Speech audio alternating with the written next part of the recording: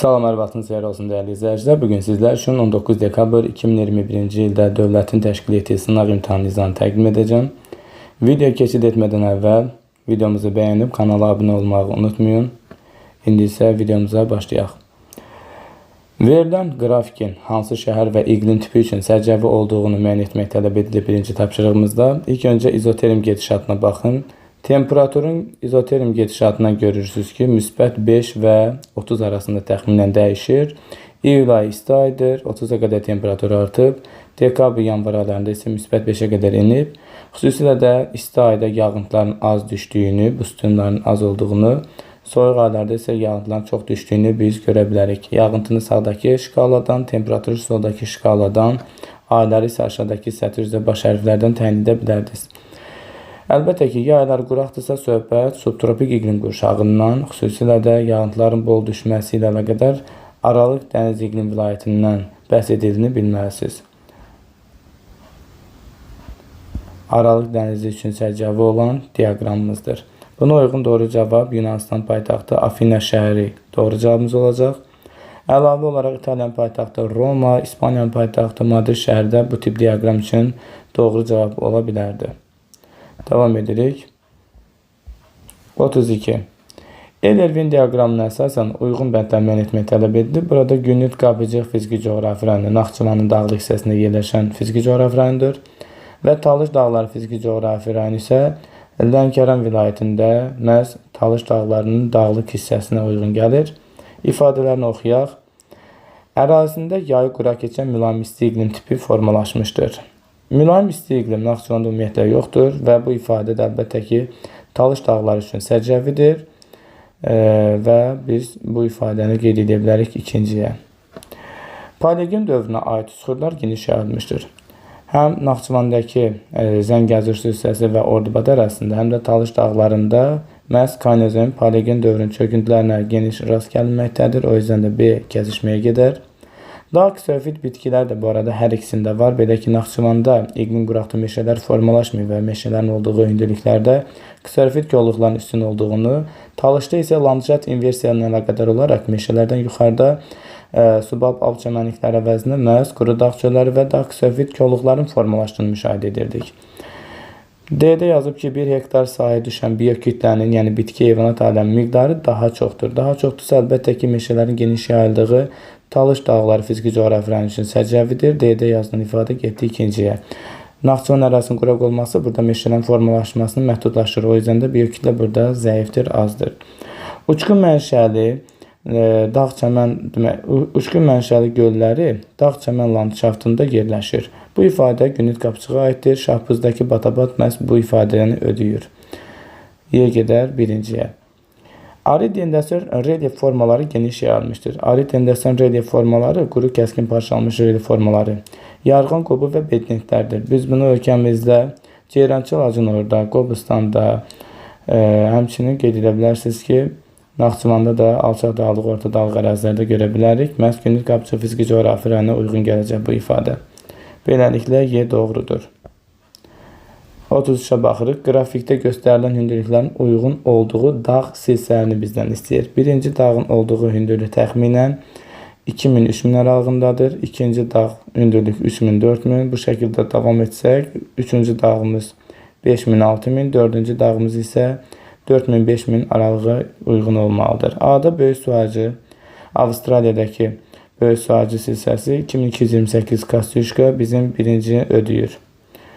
Buna bir müsbət ifadə qeyd elədik. Piriney dağları İspaniyada 3404 Aneto zirvəsi ikinciyə ödəyir. 3000-4000 aralığındadır. Ancaq burada Karpat ödəmir. Çünki Karpatın hündürlüyü 2655 metrdir. Qeylaxovski zirvəsi. Bu zirvə isə gördüyünüz kimi bizdə 5000-ə yuxarı olmalıydı, amma 2000-3000 aralığındadır. O yüzden də 3-ə görə yanlışdır. Atlas isə Tupkal zirvəsidir. Afrikanın şimal-qərbindəki Atlas 4165 metr hündürlüyü var. Davam edirik. B variantımıza baxaq. Skandinaviya dağları. Skandinaviya dağında ən hündür nöqtə 2469 metr olaraq Qalxabiqen zirvəsidir. Bizim bu zirvəmiz də elə birinci rəqəmin verildiyi şkalaya, aralığa uyğun gəlir. Doğrudur. Pirineydə Aneto zirvəsi 3404 metr qeyd edək. Bir dəqiqə. Bu hündürlükdə gördüyünüz kimi 3004 aralığında ödəyir. Qafqazda Rusiyadakı Elbrus 5642 metr. Məhz bu da bizim üçüncü verilən aralığa uyğun gəlir 5600-ə.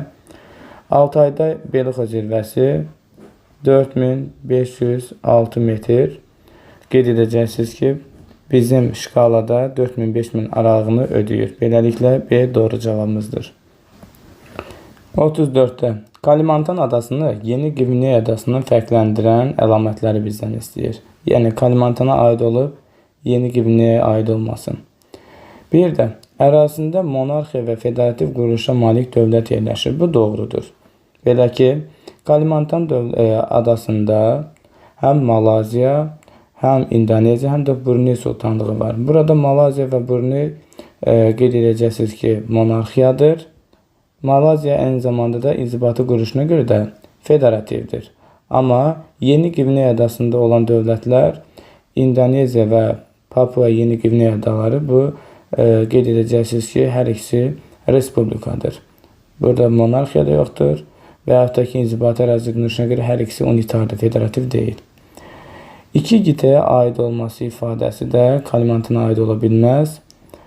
Çünki Kalimantanda olan dövlətlərin hər birisi, üçü də Asiya qitəsinə aiddir. Yeni Qvineyadakı dövlətlərdən İndoneziya, Asiya, Cənub-Şərqi Asiya. Papua Yeni Qvineya isə Avstraliya və Okeaniya regionuna aiddir. Bu ifadə əksinə oldu. Ərazisində dünyanın ən böyük arxipelag dövləti yerləşir.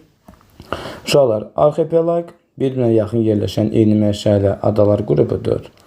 Və dünyanın ən böyük arxipelag dövləti də İndoneziyadır. 17 mindən çox adadan təşkil edilib. Və bu ifadə ortaqdır. O yüzden də götürmürük. 4-də ərazi 3 yarımkürdə yerləşir. Bu doğrudur. Həqiqətən də Kalimantan adasının ekvator kəsdiyinə görə o şimal və cənubda, həm də şərqdədir. Yeni Qvineya isə bütövlükdə cənubdadır. Bu arada Cənub yarımkürəsinin ən böyük adasıdır. Daha sonra 5-də ərazisində yalnız bir hava kütləsi müşahidə olunur. Bu ifadə də məhz Kalimantana aiddir, çünki bütövlükdə ekvatorial iqlimə aiddir və yalnız ekvatorial hava kütləsidir.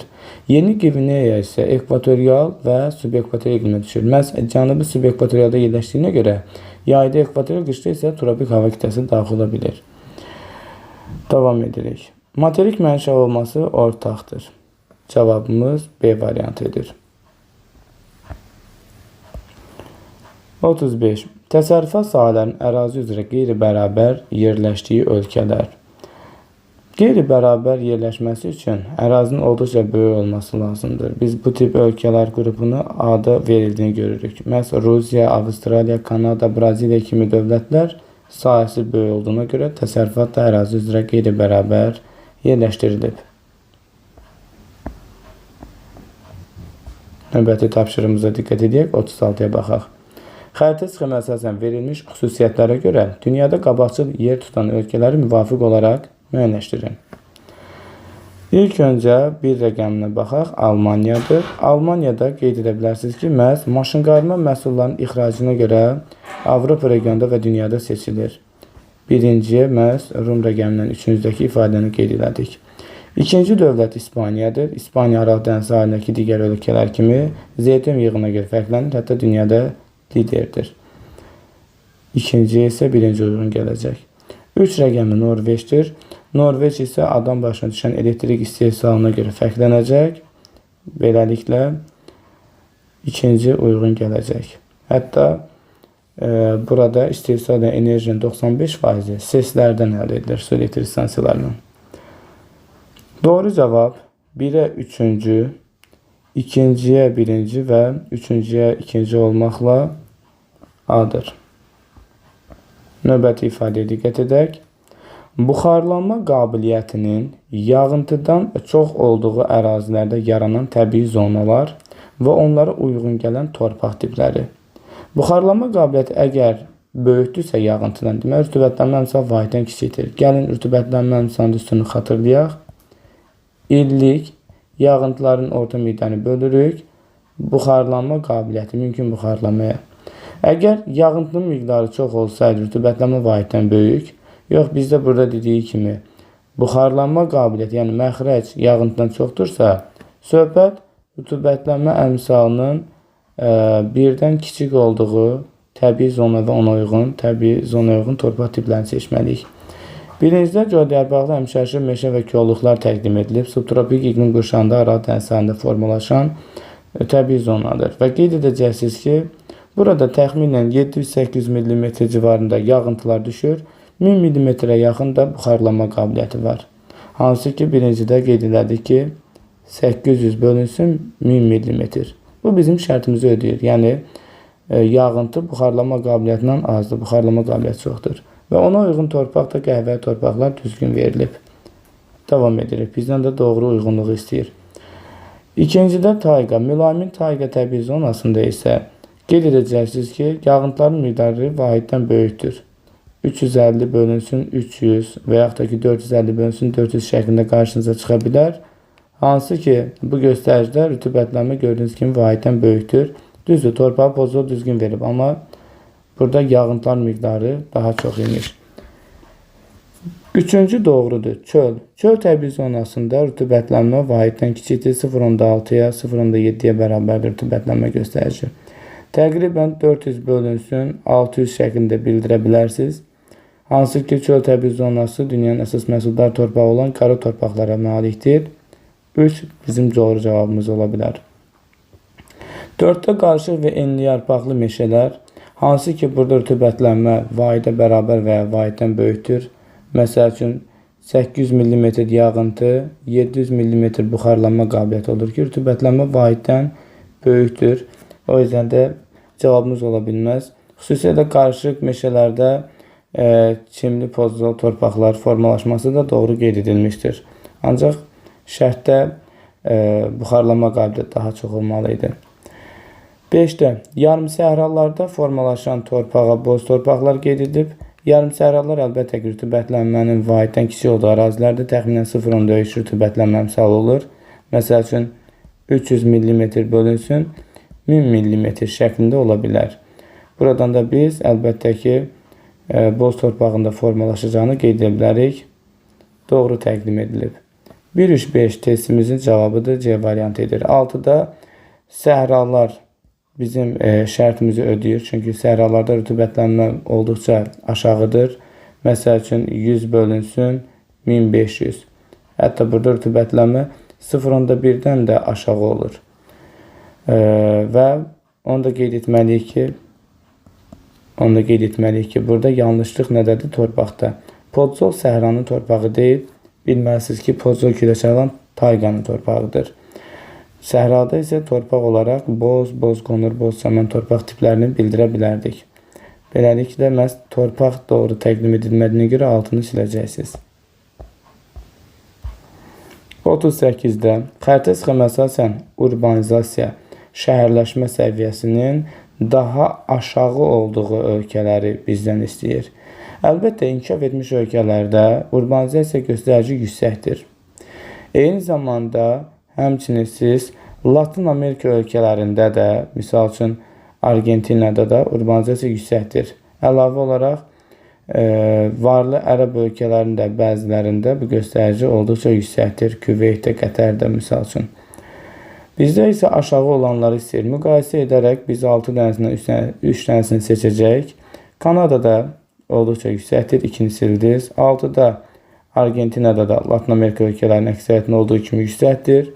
Avstraliyada inkişaf etmiş ölkələrdən olduğuna görə burada da əhalinin 80-90%-dən artığı şəhərdə yaşayır. Nisbətən müqayisə etsək, bu 3 ölkəni müqayisədə Əlcəzairdə 1, İranda 4 və İndoneziyada 3-də urbanizasiya göstərici bunlarla müqayisədə daha aşağıdır. Doğru cavab C variantı. 39-da mənsəbi dəniz səviyyəsində olan çayın mənbəyində atmosfer təzyiqi 460 mm civə sundur. Meyilli 2.5 metr kilometr olarsa, uzunluğunu tapmaq tələb edilir. Əlbəttə ki, siz ilk öncə mənsəbin dəniz səviyyəsində olmasına diqqət etməlisiniz. Dəniz səviyyəsində hündürlük 0 metr, təzyiq isə 760 mm civə sütunu olur. Məhz bu məqama diqqət etməliydiniz ki, düzgün gedişatı tapa biləsiniz.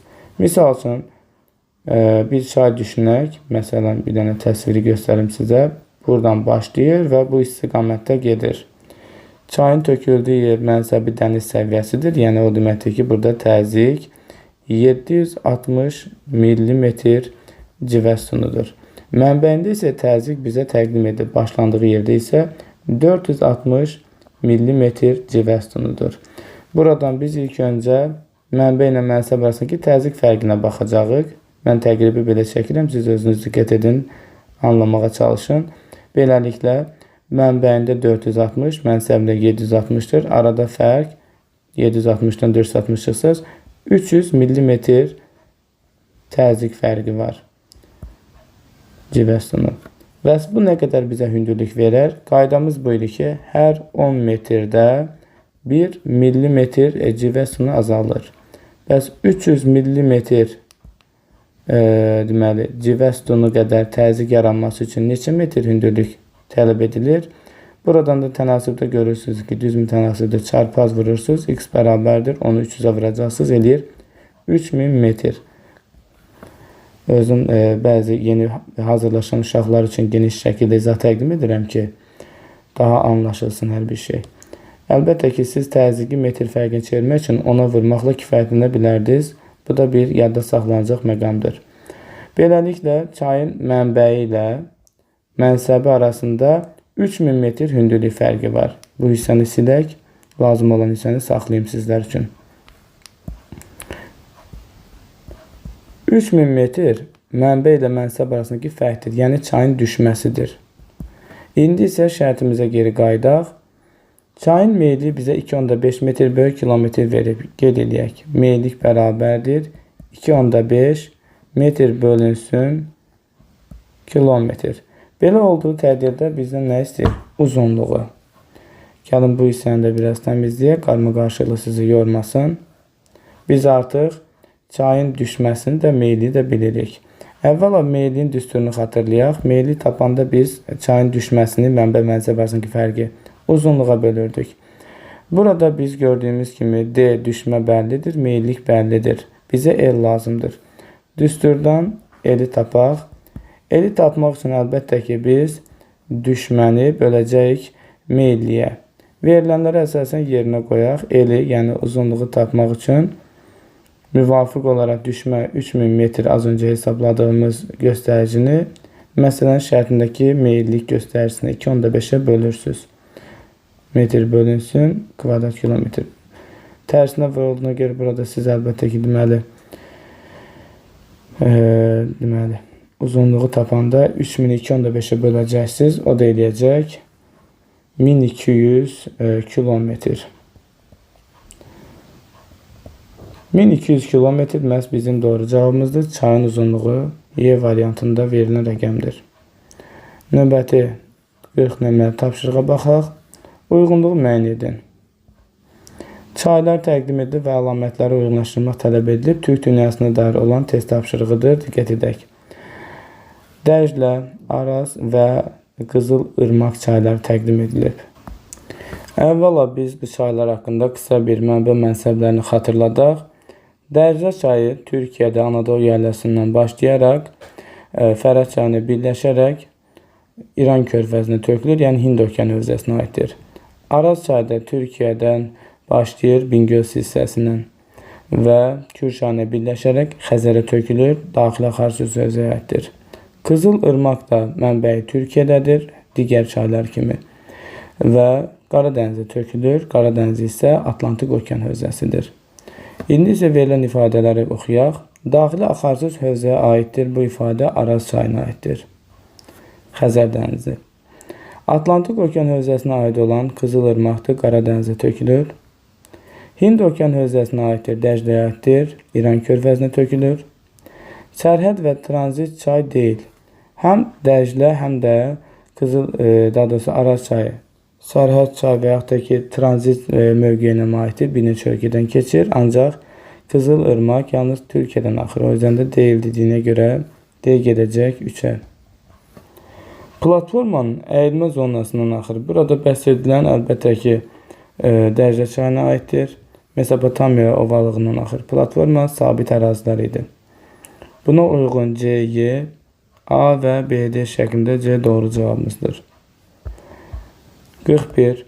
Balakən, Zaqatala, Qax və Şəki inzibati rayonlarının dağətəyi ərazilərində mineral və termal suların mövcudluğunun səbəblərinə aid deyil. A-da fərqli tektonik zonaların kəsişməsində yerləşməsi bu aiddir. Belə ki, Böyük Qafqaz qalxması və Kür dağ arası əyilmə çökmə zonasının kəsişmə hissəsində tektonik sınmalar, çatlar yaranır ki, həmin çatlar boyunca da yeraltı sular səthə çıxır. Bizə isə aid deyildiyinə görə siləcəksiniz.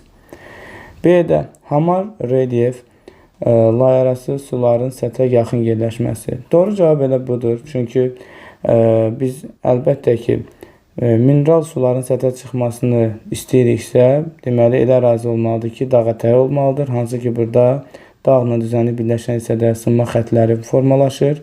Məhz tektonik qırılmalar xətlər boyunca məhz yeraltı sular səthə çıxa bilir. Ancaq hamar relyefə malik ərazilərdə biz bunu görə bilmirik. Çünki elə ərazilərdə qırılmalar çox olmur. Və yaxud da ki, bu zaman səthə çıxan mineral sular lay arası, yəni dərindəki arteziyan suları deyil, qurun sularıdır. Yəni səthə yaxın olan birinci su keçirməyən lay üzərindəki sulardır. Burada təqdim edilən hər iki ifadə yanlışdır. B bizim üçün yanlış olan ifadədir. Ona görə götürdük doğru cavab kimi. C-də qeyd edilən tektonik qırılma zonasının yerləşməsi doğrudur. Bununla əlaqədar idi. Dağ və düzənlik arasında qırılmalar formalaşırdı. D-də ərazilərində dağlar və düzənliklərin qovuşması, onların qovuşan hissəsində qırılmalar formalaşır. O yüzden də bu da ödəyirdi bizim mineral bulağının yaranmasını.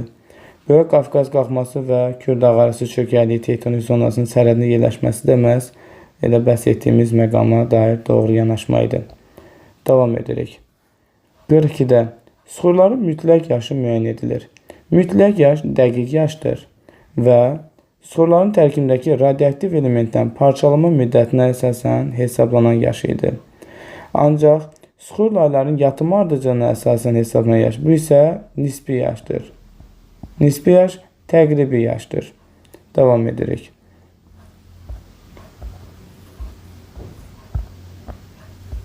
43-də pambıqçılığın inkişafı üçün əlverişli olan hava temperaturunun illik gedişatı qrafikini müəyyən edin.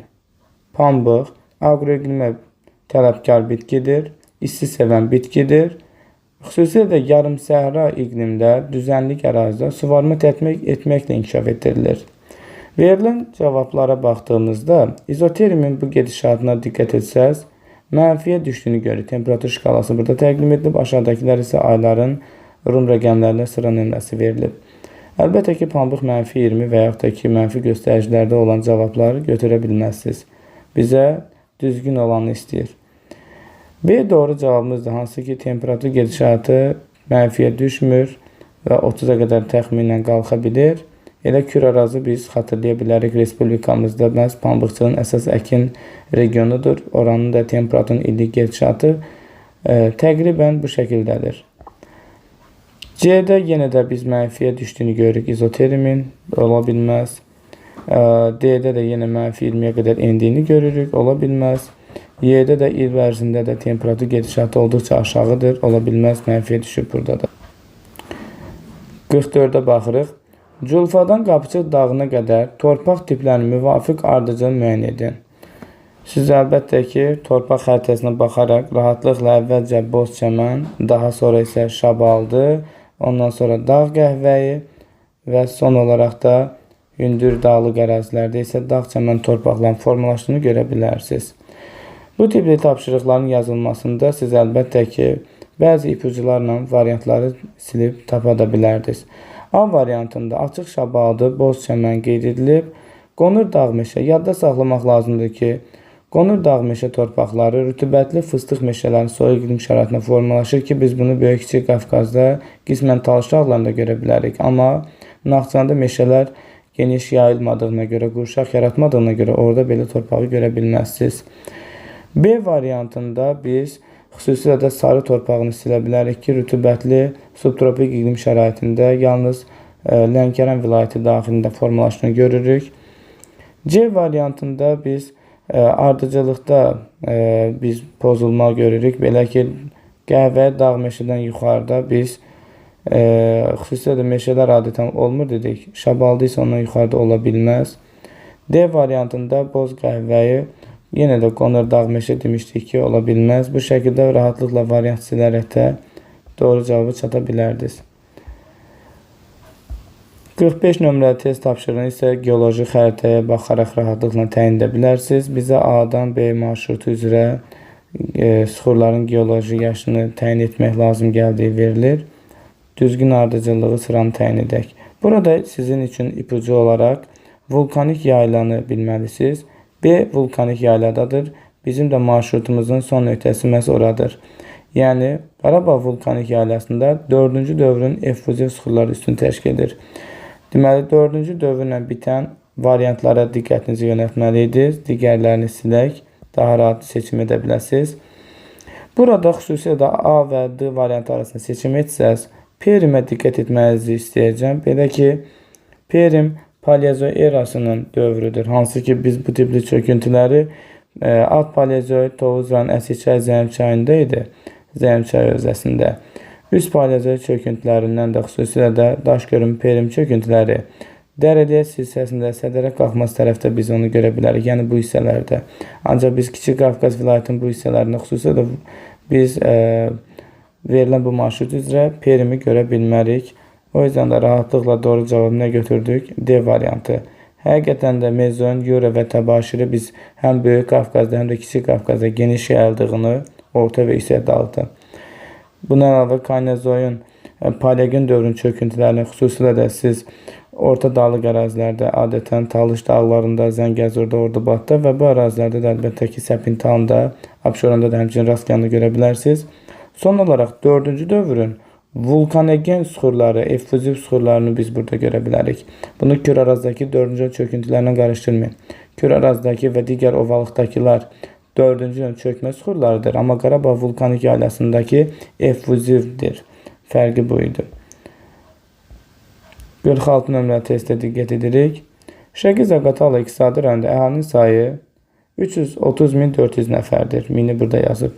Sıxlıq da bizə 71,3 nəfər verib.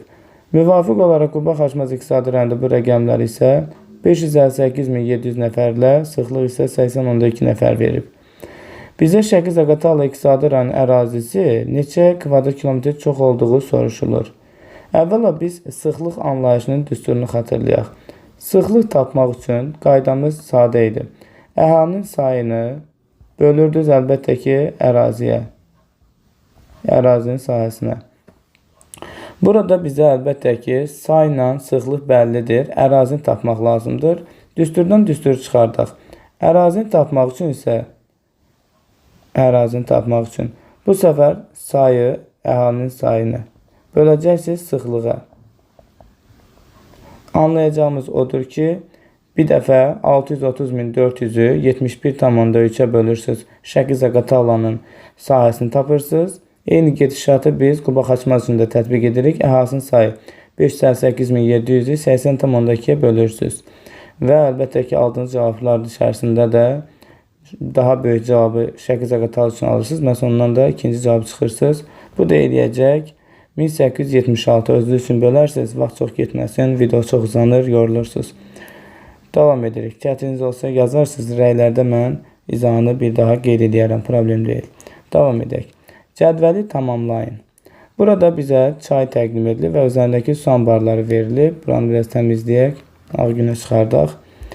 Belə ki, Kür çayı üçün, Kür çayı üzərində bilirsiniz ki, kaskad seslər var. Hansı ki, qərbdən şərqə Şəmkirdir, Yenikənd, Mingəçevir, Varvara. Buna uyğun siz Mingəçeviri görə bilərsiniz. Yenikəndi və yaxud da ki, Varvara, Şəmkir. Deməli, biz bir rəqəminə bütün variantlardakı ifadələrə belə deyək, doğru olduğunu görə bildik. 2 rəqəmi isə müvafiq çay adı qeyd etməlisiniz. Sərsəng çayı bilməlisiniz ki, hansı Sərsəng üzrə su anbarı hansı çay üzərindədir? Böyük hərflə yazaq. Tərtər çayı üzərindədir yoldaşlar. Tərtər çayı ikincidə olan isə gördüyünüz kimi yalnız 2 variant qalır. Zaten biz bütün variantlarda birinci ödəyir demişdik. Son olaraq biz əlbəttə ki mil, muğan yoxsa yekəxana ifadəsi ilə davam edəcək. Araz çayı üzərində tikilən hər hansı bir su anbarını bizdən istəyir. Buna uyğun isə əlbəttə ki mil, muğan olacaq. Buna uyğun da D variantıdır. Buradakı mil, muğan hidroqovşağı qeyd edə biləcəksiniz ki, o Füzuli rəhm ərazisindədir, məhz Araz çayı üzərindədir. Yekəxana isə qeyd edəcəksiniz ki, İsmailidadır. O yüzden də dediyimiz kimi Y ola bilməz. 48-ə baxırıq. Baltik dənizi sahili ölkələrinin saat əqrəbi hərəkəti istiqamətində ardıcıl sırasını istəyir. Saat əqrəbi bu istiqamətdədir. Bu tipli sualda əlbəttə ki, hər hansı bir ölkədən başlayaraq saat əqrəbi şəklində düzə bilər. Tövsiyəm variantla işləyərək cavaba çatmağınızdır. A-da misal üçün 2-dən başlayıb İsveç, daha sonra 4, Estoniya, saat əqrəbi hələlik davam edir. Daha sonra 5, Polşa, həqiqətən Polşa saat əqrəbinin davamında verilə bilər, doğrudur. Daha sonra 1, Almanya və 3, Danimarka. Xəritədən istifadə edərək elə A variantında doğru olduğunu təyin edə bilərsiniz. Variantı da elə əvvəldə verməsi yaxşı olduq, çox vaxt getmədi. 29 dərəcə cənub enliyi üzrə Avstraliya materikin qərbdən şərqə doğru. Hansı materik? Avstraliya. Relief profilini, profil bilirsiniz ki, şaqli enkəsini təsvir edir. 29 cənub enliyi, cənub tropikindən biraz aşağıda olan enliyi əks etdirir. Hansı ki, Avstraliyada ilk öncə qərb hissədə yayla var. Hansı ki, biz adı da elə Avstraliya adı ilə bağlıdır, Qərbi Avstraliya yaylası. Şərqdə isə böyük sualcı silsilə var. Bu enlik boyunca da biz materikin ən aşağı nöqtəsi Eir gölünü görə bilərik, -16 metr. Doğru cavab elə A variantıdır. Təxminən yaylanı görə bilərik. 500 metrdən biraz artıq hündürlüyə malikdir. Adı da biz az öncə bildirdik. Qərbi Avstraliya yaylası. Bu isə də Eir gölüdür. Hardasa -16 metr qeyd edək. Burada böyük su ayırıcı silsilə, hansı ki 2000-ə yaxın hündürlüyü var. Digər variantlarda qərb hissə bilirsiniz ki, Avstraliya hər tərəfdən okeanla əhatə olunur. Onun qərb hissəsi Hind okeanına uyğun gəlir. Hind okeanı isə mənfi yox, 0 metr olmalı idi. Plus da həmin bu enlik boyunca ilk öncə yayla gəlməlidir. O da 500-ə yaxın bir hündürlüyü olmalıdır. Burada isə verilməyib. Böyük su ayırıcı silsilə isə bir qədər hündürdür. Tamamilə xətalıdır. Digər variantlar da olduqca çox sadə verilib. Belə ki, C variantında 3 dənə 2000-ə çatan dağ təqdim edilib. Belə bir vəziyyət Avstraliyada müşahidə edilmir. D-də misal üçün 2 dənə hündür 2000-ə yaxın dağ təqdim edilib. Yəni bir dənə ola bilər, ikincisi yoxdur. Y-də də yenə mənfidən başlayıb, mənfidən başlaya bilməz. Plus 2 dənə bu şəkildə dağ təqdim edib yanlışdır. E-də mənfiyə düşməli idi. Yenə də xətalı cavablar olduğunu görə bilərsiniz. 50-yə diqqət edək. Briz və musson küləklərinin oxşar əlamətlərini bizdən istəyir. Bilirsiniz ki, briz sutkalıq küləklərdir. Sutka ərzində 2 dəfə istiqam dəyişir. Sahil bu ərazilər üçün səciyyəvi təzyiq fərqinə əlaqədar yaranır. Musson əlbəttə ki, illik istiqamətini 2 dəfə dəyişən mövsümi küləkdir. Xüsusilə də Asiyanın cənub, cənub-şərq və şərqi üçün səciyyəvidir. Yay mussonu okeandan əsdiyinə görə rütubət, qış mussonu qurudan okeana doğru əsdiyinə görə quru olması ilə səciyyələnir. Ortaq cəhət su quru səthinin qeyri-bərabər qızmasından yaranan təzyiq fərqindən yaranır. Doğrudur. Əsasən meridianal belə bir ifadə yoxdur heç biri üçün.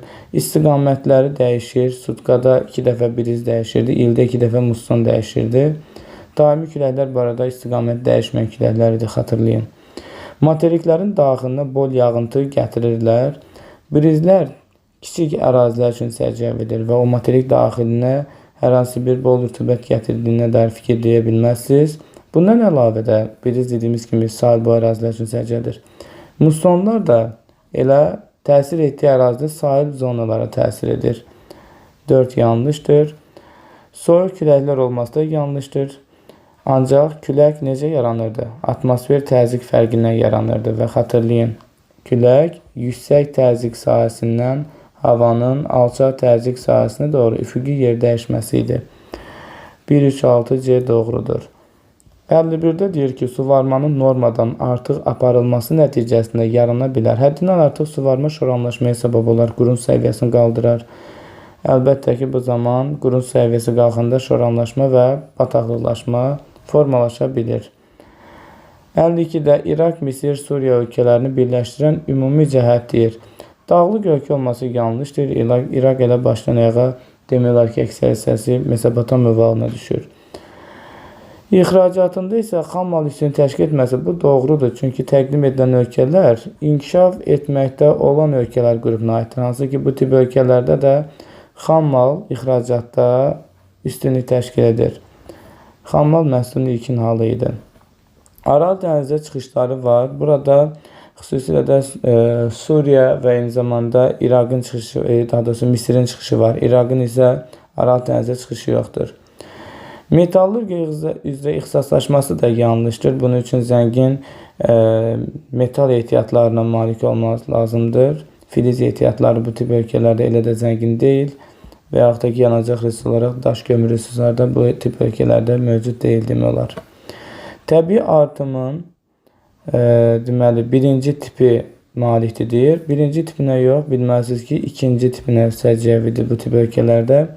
Yadda saxlayın ki, birinci tipi ölkələr hər 1000 nəfərə 12-dən az olurdu. Zəif təbii artıma malik ölkələr idi və inkişaf etmiş ölkələr üçün səciyyəvidir. Eyni zamanda Şərqi Avropa, Azərbaycan, Qazaxıstan, Rusiya, Gürcüstan, Ermənistan kimi dövlətlər üçün səciyyəvidir. Davam edək.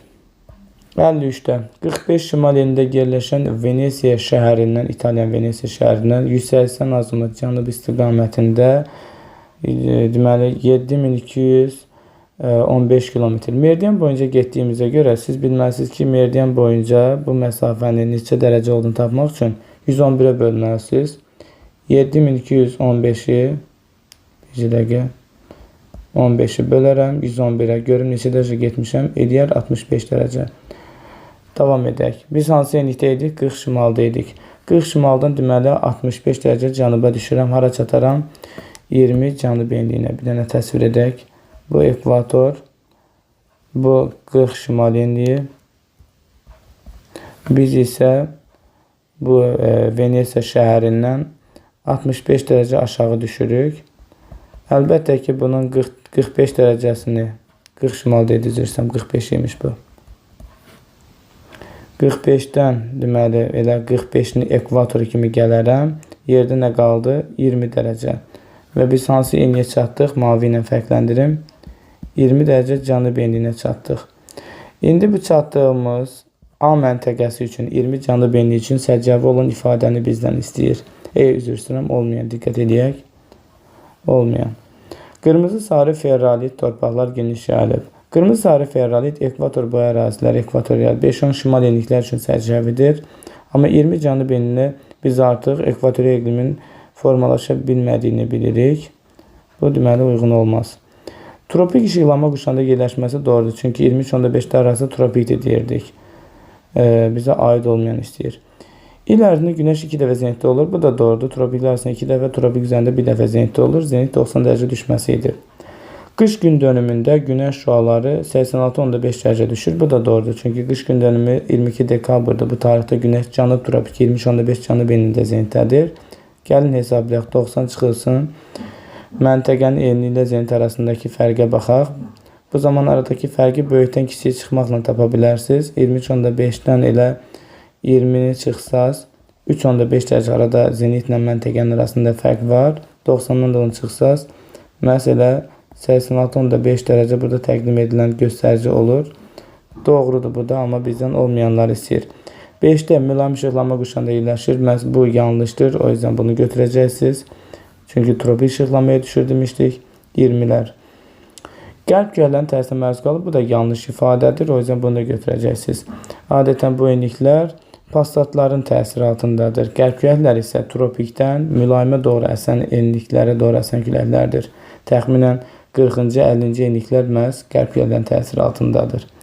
Bu test tapşırığın doğru cavabı 1, 5 və 6 nömrəli ifadələr olacaq.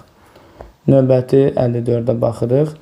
Aşağıdakı fiziki coğrafi rayonların heç birinə uyğun gəlməyən iqlim tiplərini və yarım tiplərini müəyyən edin. Burada Samur Dəvəçi, vulkanik yayla və Gəncə fiziki coğrafi rayonu təqdim edilmişdir. Birincidə bütün fəsillərdə bol yağıntı, soyuq iqlim, Zaqatala Lahajda var, amma bu təqdim edilənlərdə yoxdur. O yüzdən bunu götürürük. Bizdən də heç birində rast gəlinməyən istəyir. 2-də il boyu bərabər yağıntılı mülayim isti iqlim. Biz bunu xüsusilə də Qonaq kənddə görə bilərik. Eyni zamanda Talış dağları fiziki coğrafi rayonunda görə bilərik. Lənkəran vilayəti ərazisində. Ancaq bu təqdim edilən belə deyək, fiziki coğrafi rayonlarda mövcud deyil. Həmçinin Zaqatala Lahajın cənub hissəsində də biz 2-ni görə bilərik. Deməli 2-ni də götürək, çünki bunların heç birində yoxdur. Yayı quraq keçən soyuq iqlim Naxçıvanda var. Xüsusilə də bilməlisiniz ki, geniş bir ərazini əhatə edir orada. Bu da Gündüz Qapıcı fiziki coğrafi rayondur. Ancaq bunların heç birində rast gəlinmir. Az miqdarda da Kiçik Qafqaz qalxmasında bu hardasa Talış dağlarına uyğun gələcək. Beləliklə 1, 2, 3 müvafiq olaraq bizim cavabımızdır. Amma dağ tunduranı biz qeyd edə bilərik ki, vulkanik yaylada görə bilərik, yaxud da Gəncədə görə bilərik. Dağ tunduranı biz həm də Gəncə fiziki coğrafiyanın cənub hissəsindəki Murov dağısı hissəsində də görə bilərik. O yüzden də bunu silərik. Qışı quraq keçən soyuq iqlim, hansı ki bunu da biz xüsusilə də Gəncə fiziki coğrafi rayonunda geniş ərazidə rast gələ bilərik. O yüzden də bu da olmaz. Beləliklə doğru cavabımız 1, 2 və 3 olacaq. Növbəti testimizə keçid alaq. Miqyası 1/100 100.000 olan xəritə üçün səciyyəvi olmayan, diqqət edirsinizsə yanlış ifadələri istəyir bizdən.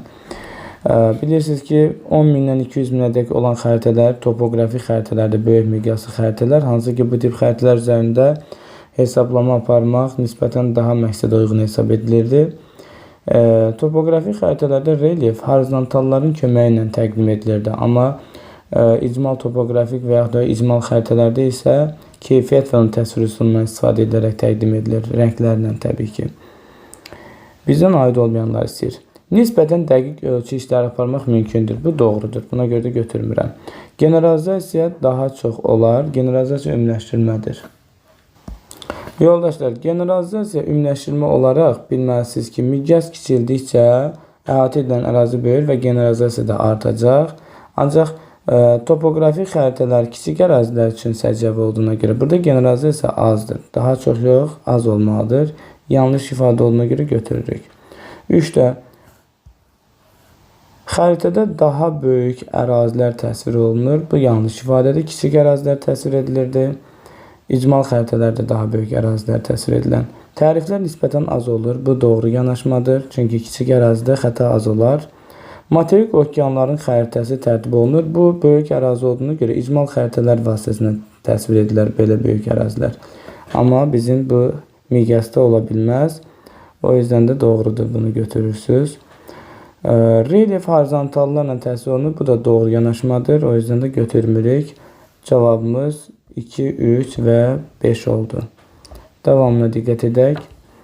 Laçın və Kəlbəcər rayonlarına xas olan ümumi xüsusiyyətləri bizdən istəyir. Ərazilərində perlit yataqları var. Ümumi dediyinə görə bu yanlışdır. Çünki perliti biz Kəlbəcərdə görsək də Laçında yoxdur. İxrac neft kəmərləri mövcuddur. Bu da yanlışdır. Dağlıq relyefə malik olduğuna görə burada ixrac boru kəmərlərimiz, neft kəmərlərimiz yoxdur. Davam edirik. Ərazilərində civə yataqları yerləşir. Bu doğrudur. Qeyd edə bilərsiniz ki, məhz Kəlbəcərdə Ağyataq, Şorbulaq, Levçay, Laçında isə Girgəzcə, Narzanlı yataqlar mövcuddur civənin. Yük və sərnişin daşımasında əsasən dəmir yol nəqliyyatına istifadə olunur. Dağlıq relyeflə olan ərazilərdə avtomobil əsas nəqliyyat vasitəsidir. Xüsusilə də dəmir yolun belə ərazilərdə istifadəsi məhduddur, çətindir. Ərazilərində hündürlüyü 2000 metrdən çox olan zirvələr var. Bu da doğru yanaşmadır. Elə əksər hissələr 2000 plus ərazilərdir, hündür ərazilərdir. Və belə ərazilər də 2000-3000 aralıqda olan ərazilər yay otlaqları kimi istifadə edilir və ölkənin əsas yay otlağı hesab edilən Qarabağ vulkan yayılası da məhz bu inzibati rayon ərazilərində yerləşir. Bu test tapşırığında isə doğru cavab 3, 5 və 6 nömrəli ifadələr olacaq. 57-yə diqqət edirik. Şimali Afrika, Cənubi Avropa və Şərqi Asiya üçün uyğunluğu təyin etməliyik. Belə ki, rekreasiya ehtiyatları ilə təminat turizm sənayesinin ixtisaslaşmasına, üstün inkişaf etməsinə imkan verir. Əlbəttə ki, Aralıq dənizi sahilindəki inkişaf etmiş ölkənin olduğu Cənubi Avropaya aiddir bu ifadə. İxtisaslaşma biz orada görə bildik. Rekreasiya turizm sahəsi üzrə davam edək. İstehlakçıların yaxın olması yanacaq xam mal ixracını asanlaşdırır. İstehlakçı istifadəçilərdir. Hansı ki, yanacaq xam mal olaraq neft təbii qaza malik olan Şimali Afrika ölkələri olan Əlcəzair, Liviya bunu Avropa ölkələri rahatlıqla ixrac edir. B gedər 1-ə. Hətta Aral dənizinin altı ilə Əlcəzairdən İtaliya və İspaniya boru kəmərindən təbii qaz nəql edilir.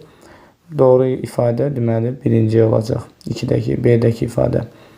C-ni oxuyuruq. Aqroiqlim şəraiti əkinçilikdə çəltikçiliyin intensiv, sürətli inkişafına imkan verir. İqlim şəraitindən danışır. Çəltikçiliyin inkişafına imkan verirsə söhbət Şərqi Asiyadan gedir. Məhz musson rejimli, bol yağıntılı iqlim şəraiti əlbəttə ki, bu təsərrüfatın inkişafına imkan verəcək. Ekstremal, yəni əlverişsiz şərait kənd təsərrüfatının inkişafında çətinlik yaradır. Söhbət Şimali Afrika regionundakı ölkələrə şamil ediləcək bu ifadə. Yəni ərazinin böyük hissəsi quraq olması, rütubət çatışmazlığının böyük olması burada təsərrüfatın inkişafını məhdudlaşdırır. Yanacaq enerji xam malının ərazi üzrə paylanmasında kəskin fərqləri biz Şərqi Asiyada görə bilərik. Məsəl üçün burada Çin xüsusilə də təbii resurs olaraq yanar faydalı qazlarla zəngindir. Həm daş kömür, həm də qismən təbii qaz və neft ehtiyatlarına malikdir. Amma Şərqi Asiya regionundakı Yaponiya və Cənubi Koreya, eyni zamanda Şimali Koreya respublikaları isə demək olar ki, bu resurslarla təmin edilməyib. O yüzden də kəskin fərqi biz burada görə bildik. Beləliklə 1-ə B, D, 2-yə A, 3-ə C və Y şəklində cavablandıra bilərdiniz. Siyasi tapşırığına diqqətinizi yönəldin. Təbiətdə heç bir komponent sərbəst halda digərlərindən asılı olmayaraq mövcud ola və inkişaf edə bilməz. Günəş və yerin daxili enerjinin təsiri nəticəsində təbii komponentlər arasındakı əlaqə o qədər möhkəm və davamlı olur ki, onların birində baş verən dəyişiklik digərlərində dəyişməsinə səbəb olur. Biz bütövlük qanununu buradan oxuduq sizlərə. Nəticədə fasiləsiz inkişaf və yenilənmə təmin olunur. Cədvəldə müxtəlif ərazilər üçün verilmiş göstəricilərin əlaqəsini və onların bir-birindən asılılığını təhlil etmək olar. Məntəqələr verilib. ABC, havanın temperaturu gündüz və gecə vaxtı fərqləri təqdim edilib, göstəricilər yazılıb. Burada illik yağıntılar miqdarı millimetrlə və illik buxarlanma qabiliyyətini və yaxud da ki, buna başqa sözlə mümkün buxarlanma da deyə bilərik ki, onların müvafiq qarşısında göstəricilər yazılmışdır. 58-dəki ifadəni oxuyaq sizlərə bu şəkildə qeyd edək. Verilən göstəricilərə əsasən məntəqələrdə gedən əsas aşınma növünü müəyyən edib, gəldiyiniz nəticənin səbəbini əsaslandıraraq cədvəldə yazın. Hal-hazırda bizim bu tapşırığımızda bizə cədvəl verilməyib, bu şagirdlər üçün cavab kartında verilir. Amma ümumən fikirlərimizi biraz geniş halda deyək, siz özünüz üçün nəticə çıxardın. A məntəqəsində temperaturun gündüz 43, gecə isə müsbət 3. Sutkalıq amplitudası burada 40 dərəcəyə bərabərdir. Bu da olduqca böyük göstəricidir. Və burada az miqdarda yağıntı və buxarlanma qabiliyyətinin çox olması, rütubətlənmə əmsalının olduqca aşağıdır, 0.1-dən də azdır. Yəni səhradır bu. Belə ərazilərdə əlbəttə ki, hansı aşınma gedəcək? Fiziki. Fiziki aşınmanın getməsi səbəb olaraq deyəcəksiniz ki, sutkalıq temperatur amplitudasının 40 dərəcəyə bərabər olması və həddin artıq quraq olması ilə əlaqəlidir. B məntəqəsində müvafiq göstəricilərə biz baxdığımızda elə bir kəskin fərq yoxdur. Burada amplituda kiçikdir, cəmi 6 dərəcə Selsidir. Ancaq burada həddindən artıq yağıntı görürük və rütubətlənmə misalına baxdığımızda yağıntıların miqdarını biz buxarlama qabiliyyəti böləndə rütubətlənmə birdən böyükdür. İfrat rütubətlənmə dərəcəsidir və bu göstərici ekvatorial enliklər üçün səciyyəvidir. Hansı ki, rütubətli ekvatorial meşələr təbii zonası üçün səciyyəvi olan göstəricilərdir bunlar. Bu ərazilərdə ifrat yağan yağışlar süxurların səthini yuyur, aparır və nəticədə kimyəvi aşınma baş verir. Deməli, B üçün kimyəvi aşınma səciyyəvidir və bunun səbəbi də əlbəttə ki, ifrat rütubətlənmə ilə izah edə bilərsiniz. C məntəqəsində temperatur gedişatında gecə-gündüzə baxırıq. Təxminən 8 dərəcəlik amplituda var sutkalıq. Yağıntıların miqdarı ilə buxarlama qabiliyyətinə bərabərdir. Rütubətlənmə ilə 1-ə bərabərdir misal olaraq. Mülayim iqlim qurşağı üçün səciyyəvi olan təqribi bu göstəricilər əlbəttə ki, enliyarpaqlı meşələrin formalaşmasına səbəb olacaq. Enliyarpaqlı meşələr təbii zonası formalaşacaq. Hansı ki, meşələrdə canlı aləm biokütlə zəngin olduğuna görə üzvü aşınma intensiv gedəcək. Deməli, siz C məntəqəsi üçün üzvü aşınma səciyyəvi olduğunu səbəb olaraq da əsaslandıranda bildirəcəksiniz ki, biokütlə bitki heyvanat aləmi meşələrdə zəngin olur. Onların təsirinə baş verən aşınmadır. 59-da nə təqdim edilibsə bu şəkildə cavablandıraq. Verilən məntəqələrdə iqlimin formalaşmasına təsir edən əsas hava kütlənin adlarını yazın. Misal üçün, A-nı biz tropik səhralar üçün səciyyəvi olduğunu deyəcəksiniz. Müvafiq olaraq, tropik iqlim qurşağında da hava kütləsi olaraq eyni adlı, əsas iqlimdə eyni adlı hava kütləsi olur. Tropik hava kütləsi. B məntəqəsinin olduğu ekvatorialda isə elə ekvatorial hava kütləsi olacaq. C məntəqəsi isə mülayim enliklər üçün səciyyəvidir və elə mülayim hava kütlənin təsirinə məruz qalmaqdadır. 60-a diqqət edək. Mətndə verilmiş məntəqələrin göstəricilərinə xəritə sxemdə uyğun gələn məntəqələri və onların xüsusiyyətlərini müəyyən edib cədvəldə yazın. Bizim üçün bu belə deyək, sual kitabçasında cədvəl yoxdur. Bayaq da bildirdiyim kimi abituriyentlər üçün cavab kartında bu tipli cədvəllər verilir və orada bir neçə göstərici soruşulur. Adətən 3 fərqli göstəriciyə toxunulur. Sadə formada da suallar olur. Baxaq. Biz əlbəttə ki, bayaqdan dediklərimizi konkretləşdirib buradakı xəritədəki məntəqələrə uyğunlaşdırırsaq, A-da tropik səhra olduğunu, səhra isə Avstraliyada məhz 3 rəqəminə uyğun gəldiyini buraya yaza bilərik. B-ni ekvatoriala qeyd etmişdik. Xatırlayırsınızsa bol yağıntı var və o da 2-yə uyğun gəlir İndoneziya ərazisinə. Yerdə bir dənə hərfimiz var. C mülayim iqlim qurşağı üçün səciyyəvidir. O isə göllər ətrafı bir rəqəminə uyğun gələcək. Bu tapşırığımızda əlbəttə ki, biz sadəcə rəqəmləri, hərfləri düzməklə kifayətləndik. Əlavə digər soruşulan tapşırıqlar isə dediyim kimi burada yox, cavab kitabçasında təqdim edilmişdir. Belə, bugünlük izahımız bu qədər. Kanalımıza abunə olub dəstək olmağı unutmayın. Növbəti video izahlarda görüşənədək. Hələlik, sağ olun.